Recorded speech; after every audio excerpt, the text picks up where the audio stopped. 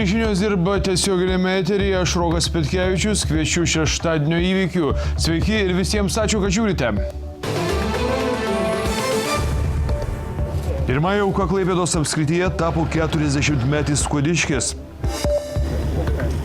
Vilniaus centre vidury dienos išrengta plikai nuskusta ir dažais aptaškyta mergina. O nepagailėjau todėl, kad plaukai gali ataugti.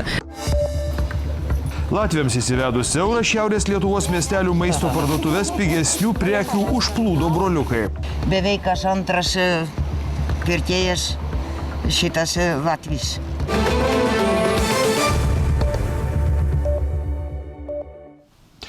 Skaudi eismo nelaimė sukrėtė Skuodo rajoną. Nuo kelio nusiritus girto vairuotojo nesuvaldytam Renault iškart žuvo keleivis. Vairuotojas ir dar 3 keleiviai sužeisti. Naktį būta ir dar vienos avarijos Skuode, per kurią sužeisti 3 žmonės. Pirmąją auką keliuose Klaipėdos apskrityje šiemet tapo 40-metis Skuodiškis. Avarija kelyje Skuodas Mosėdi Šaukliai įvyko kelios minutės po 9 vakaro. Gelbėtojams pranešta, kad vingiuotame kelyje Renault Megane nuvažiavo nuo kelio ir apsivertė. Yra prispaustų žmonių. Paaiškėjo, kad šalia vairuotojo sėdėjęs keleivis mirė. Automobilį vairavo girtas 39 vairuotojas. Jo kraujyje rasta beveik 2 promilės alkoholio. Per avariją nukentėjo ir pats vairuotojas, ir dar 3 automobilio gale sėdėję keleiviai, 2 vyrai ir moteris. Pirminiais duomenimis visi avarijos dalyviai galėjo būti neblaivus. Šioje vietoje jau ir anksčiau yra žuvę žmonių, stovi kryžius. Naktį Skuodo rajone vertėsi ir dar vienas automobilis. Nausėdų kaime per avariją sužeisti 3 jame važiavę žmonės. Tūkstančiams gerbėjų maldomis tebeminint Michaelio Schumacherio 45-metį vilties teikianti žinia. Su medikais ligoninėje kalbėjęs vokiečių draugas tvirtina, kad pavojus sportininko gyvybei nebegrėsia, tačiau jis gali nebekalbėti. Po sunkios traumos lydinėjant komos būsenos tebesančio legendinio Formulės 1 lenktynininko Michaelio Schumacherio gerbėjai visame pasaulyje vis dar mini jo gimtadienį, kai vakar jam sukako 45. Vokiečio gimtinėje dega gimtadienio žvakutės, ant tvoros kabinami marškinėlių ir kepuraitės su linkėjimais pasveikti. 7-kart pasaulio čempiono geras draugas Filipas Trefas, apsilankęs ligoninėje ir pakalbėjęs su daktarais, nekantriai naujienų apie sportininko būklę laukiantiems tūkstančiams gerbėjų įžiebė viltį. Jis tvirtina, kad lenktynininko gyvybei pavojus nebegrėsia. Jam jau geriau. Hematoma buvo abipusė, tačiau dabar ji tik kairiajame smegenų pusrutulyje. Tai kiek neramina, nešioji atsakinga už kalbėjimą, bet jis turi tiek energijos, tiek norų gyventi, kad jis išsikapstys ir laimės šią kovą. Tai bus jo paskutinis Grand Prix. Pasak Strefo, daktarai teigia, jog tikimybė visiškai atsigauti siekia 45%. Nei šeima, nei ligoninė šio sportininko draugo išplatintos informacijos dar nepatvirtino. Tuo tarpu tyrėjai tikrina vaizdo kamerą, kuri buvo pritvirtinta prie Schumacherio šalmo, šiam leidžiantis nuo šlaitų, siekdami išsiaiškinti nelaimingo atsitikimo Prancūzijos Alpėse detales. Vilniaus centre vidury dienos išrengta, plikai nuskusta ir dažais aptaškyta mergina. Taip gyvūnų gynėjai protestavo prieš kailių pramonę. Sukrečiantį performansą surengė aktyvistai vilėsi, kad bent taip žmonės atkreips dėmesį į dėl rūbų žudomus gyvūnus. Jautresnius žiūrovus įspėju, kai kurie reportažo, kurį netrukus pamatysite vaizdai, gali šokiruoti.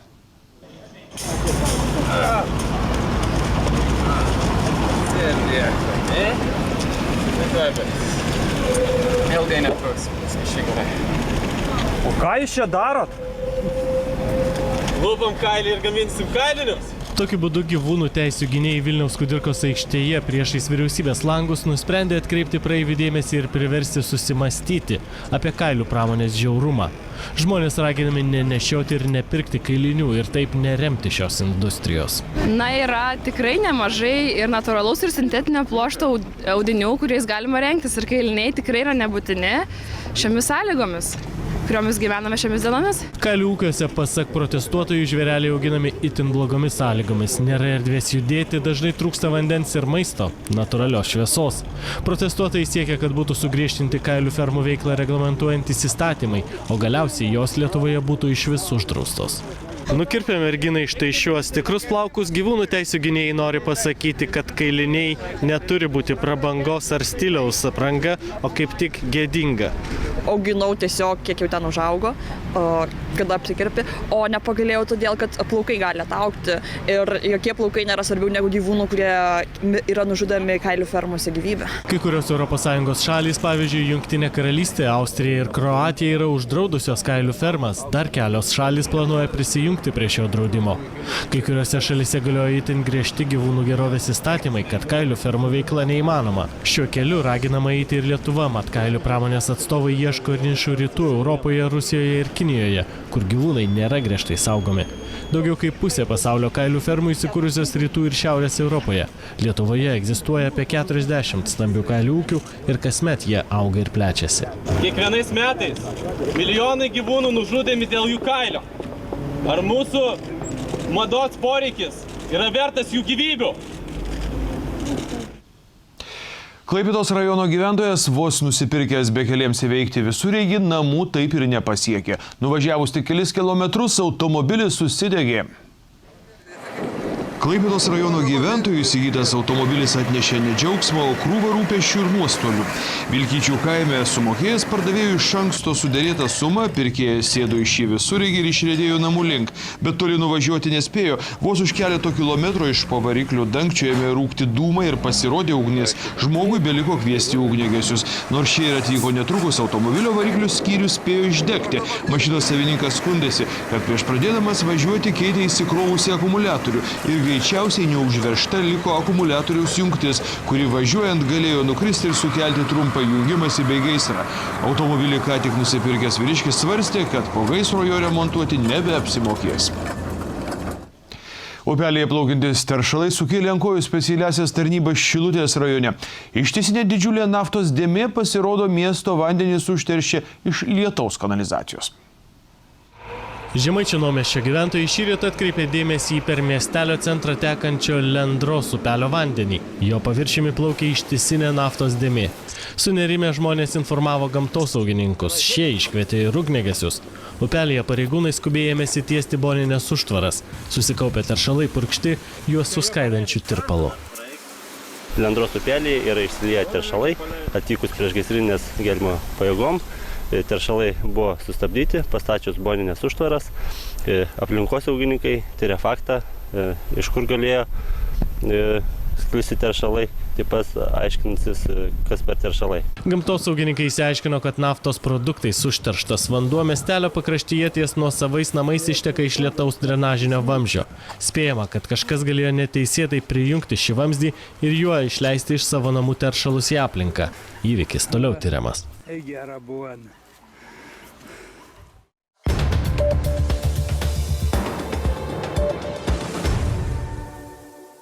Naujų išvakarėse padaugėja ne tik konfliktų, bet ir nužudimų. Vilniaus rajono teismas suėmė 33 vyriškį, kuris prisipažino miške užkasęs sugyventinę. Moters artimiesiems žudikas tikino, esą ši pati paliko kelių mėnesių kūdikį ir dingo, tačiau spaudžiamas prisipažino užmušęs savo vaiko motiną. Spėjama, kad moteris mirė nuo smūgių į galvą. Įtariamojo advokatas teigia, esą vyriškis supyko, kai sugyventinė girta iš rankų išmetė kūdikį. Į teismą su antrankiais atvestas 33 metų Vilniaus rajono gyventojas Rolandas Čižikas į posėdžių salę eina panarinęs galvą. Jis prisipažįsta nužudęs 28 metų sugyventinę. Naujųjų metų išvakarėse jis parodė, kur užkasė kūną. O dar kūčių išvakarėse prispaustas sugyventinės artimųjų jis policijai pranešė, kad jo draugė, palikusi kelių mėnesių bendrą jų kūdikį, pradingo. Mislingą bylą pradėję tirti kriminalistai iš karto įtarė, kad Čižikas meluoja. Per apklausas pririmtas tardytojus prisipažino, ką padaręs savo vaiko motinai. Vyriškis tyrėjus pats atvedė prie jos kapo miške prie Kalviškių. Pirminiais duomenimis vyras moterį sumušė. Mirties aplinkybės aiškinasi teismo medicinos ekspertai. Spėjama, moteris mirė nuo smūgių į galvą. Smūgis sudavė efekto būsenai, kadangi neblaiviai išmetė kūdikį.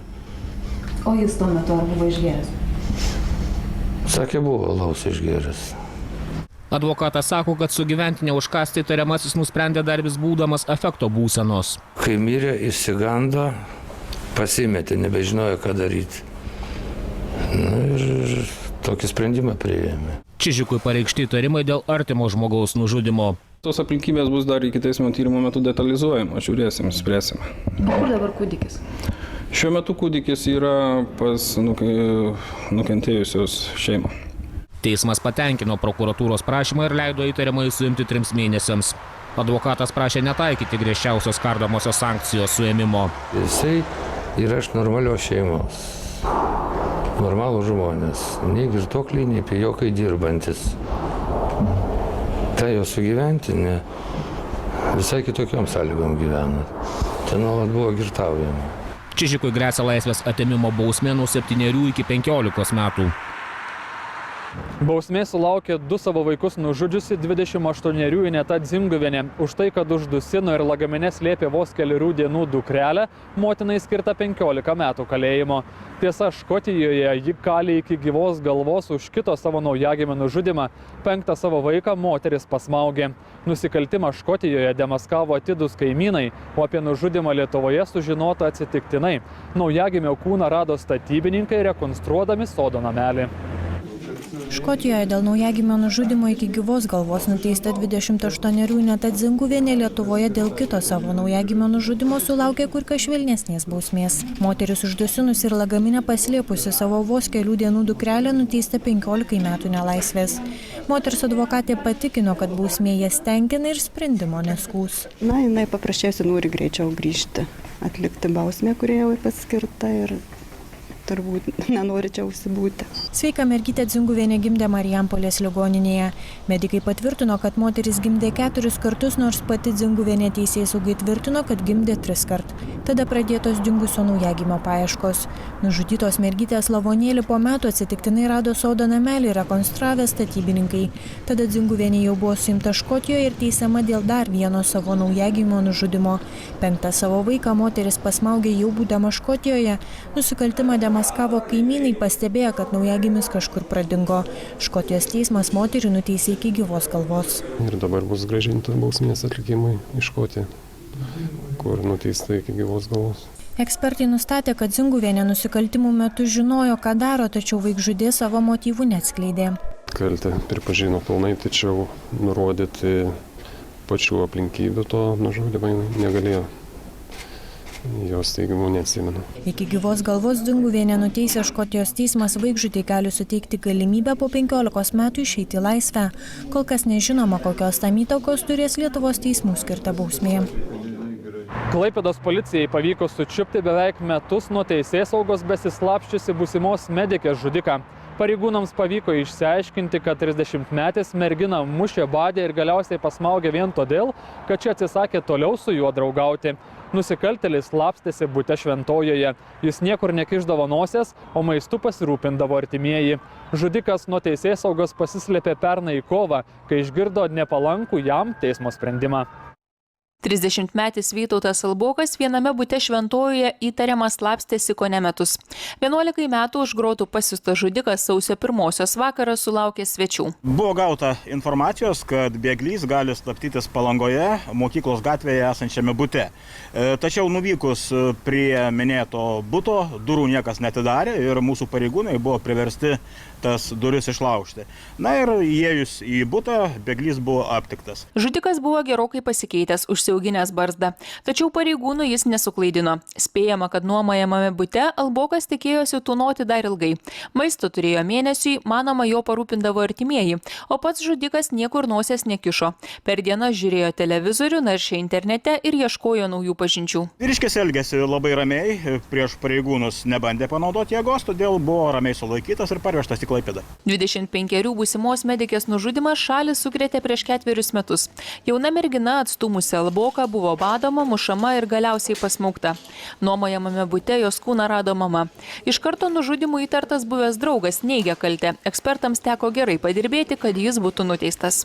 Netgi įrodinėjant buvo remiamasi minučių tikslumu, kur jis buvo po nusikaltimo, kaip jisai alibi savo kūrė. Iš tiesų, tai toks, kaip sako prokurorai, tai yra neeilinis nusikaltimas Ir dabar jau aukščiausiasis teismas patvirtino, kad jis yra kaltas. Gargždiškis Vytautas Albokas dingo pernai kovą.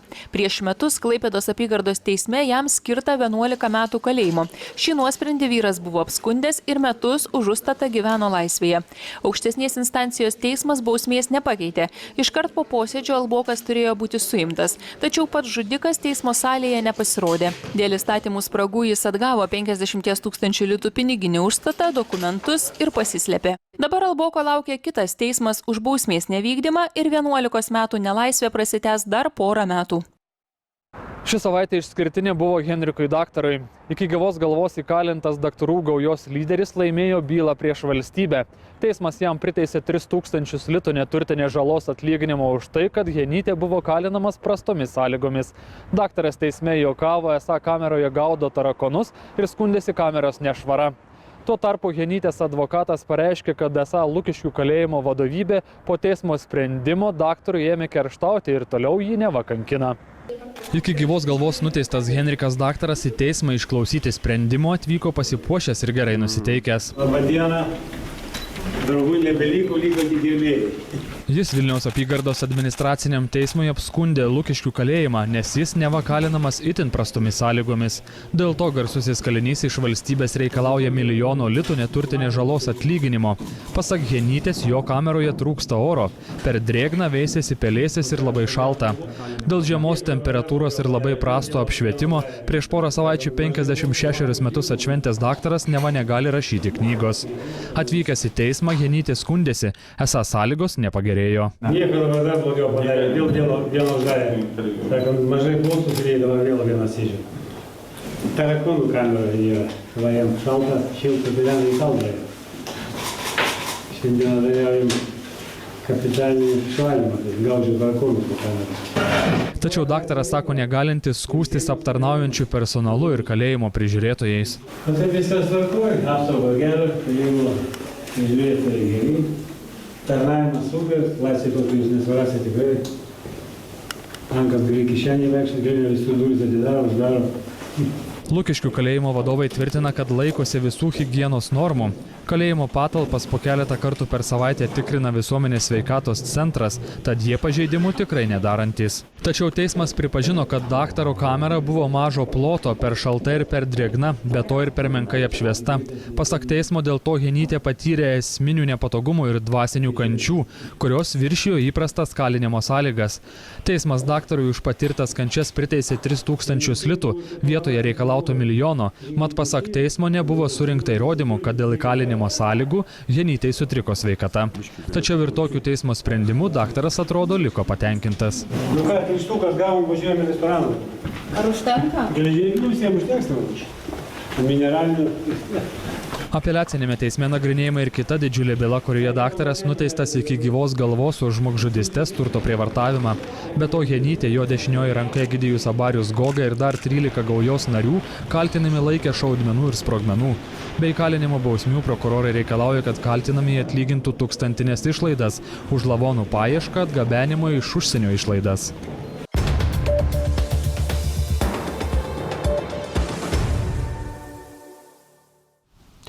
Į Lietuvą pigiau apsipirkti traukiančių Latvių būrys kaimynams įsivedus eurą tik pagausėjo. Broliukai Lietuvoje perka viską, nuo maisto produktų iki drabužių. Tačiau pastaruoju metu ir Latviai pajuto lietuvių antplūdį. Mūsų tautiečiai pasienio miesteliuose Latvijoje skuba išleisti užsilikusius lotus.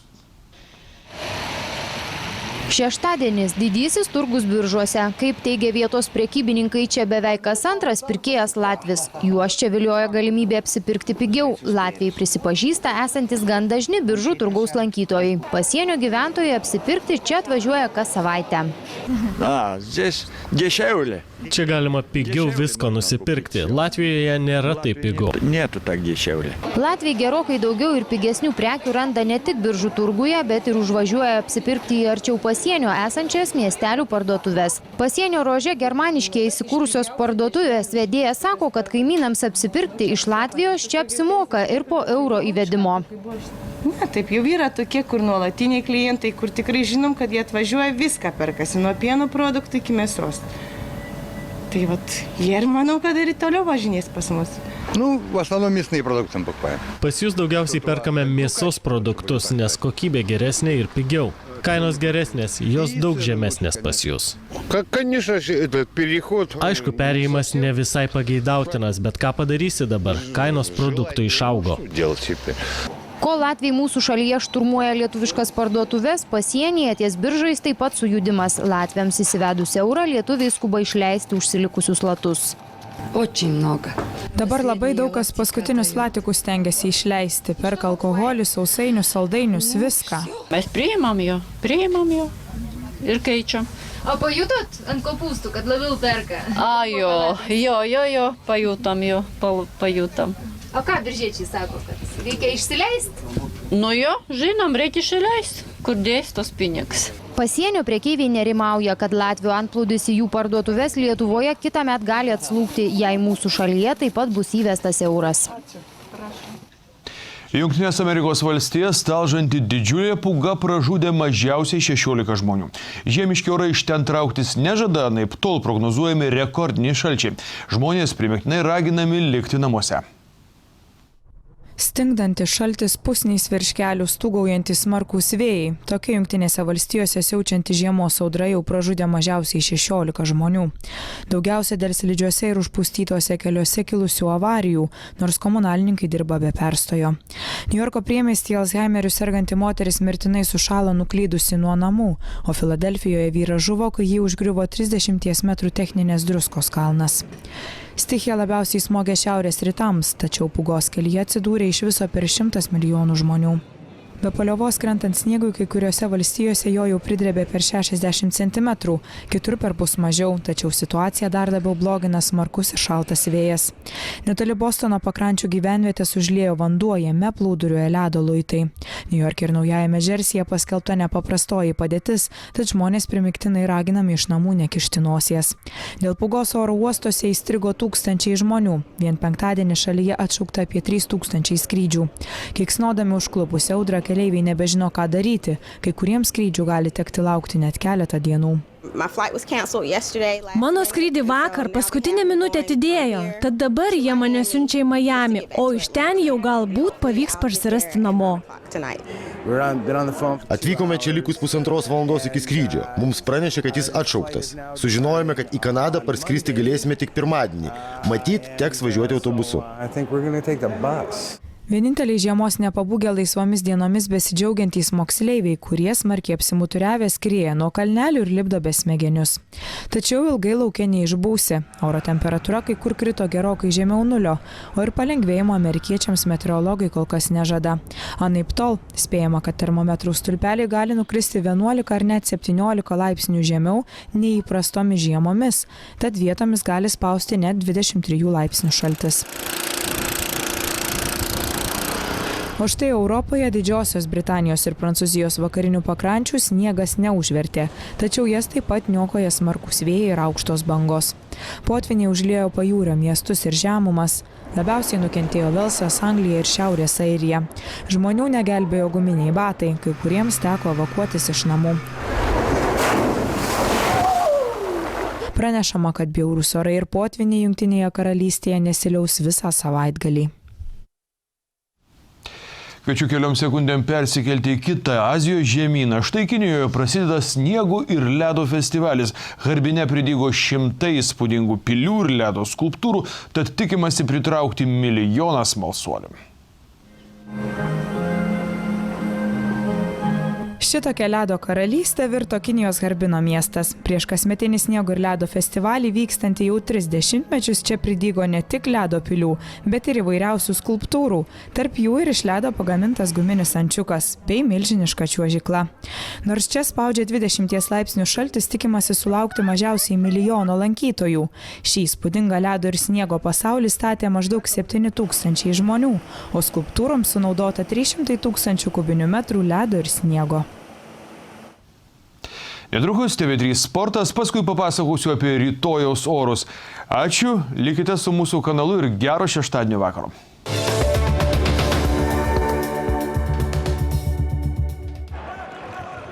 Šarūnas Jasikevičius po Eurolygos dvikovos su Miuncheno Bayern klubu žodžių į vatą nevyniojo. Tai buvo katastrofa visas 40 minučių, žurnalistams teigia 37 metų veteranas. Kauno Žalgiris Eurolygos top 16 etapą pradėjo skaudžią nesėkmę savo žiūrovo akivaizdoje.